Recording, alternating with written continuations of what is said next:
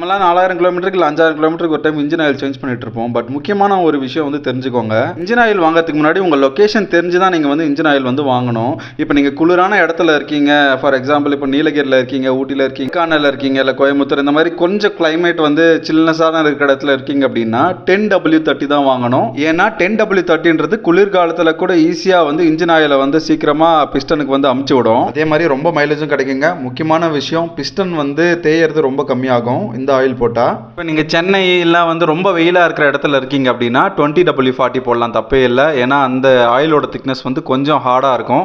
அதனால் லூப்ரிகேஷன் நல்லா நடக்குங்க. முக்கியமான விஷயம், லோடு இல்லை ஹை டிராஃபிக் இருக்கிற இடத்துல இது ரொம்ப ரொம்ப ரொம்ப யூஸ்ஃபுல்லாக இருக்குங்க. ஒரு விஷயம், BS6ல் நிறைய சேஞ்சஸ் வந்துருக்குங்க. 150cc அபவ் வச்சிருக்கீங்க நீங்கள் வண்டி அப்படின்னா தாராளமாக 10W30க்கு போங்க. இல்லை 100லேருந்து 150cc தான் வச்சிருக்கேன் அப்படின்னா நீங்கள் தாராளமாக 20W40 வந்து யூஸ் பண்ணலாம். கைஸ், நிறைய புது விஷயம் நான் உங்களுக்கு தேடி சொல்லிட்டு இருக்கேன். வியூஸ் அதிகமாக இருக்குது, பட் ஃபாலோவர்ஸ் கம்மியாக இருக்குது. ஸோ மறக்காமல் கொஞ்சம் ஃபாலோ பண்ணிக்கோங்க அண்ட் லைக் பண்ணுங்கள். பிடிச்சவங்களுக்கு மறக்காமல் ஷேர் பண்ணிவிடுங்க.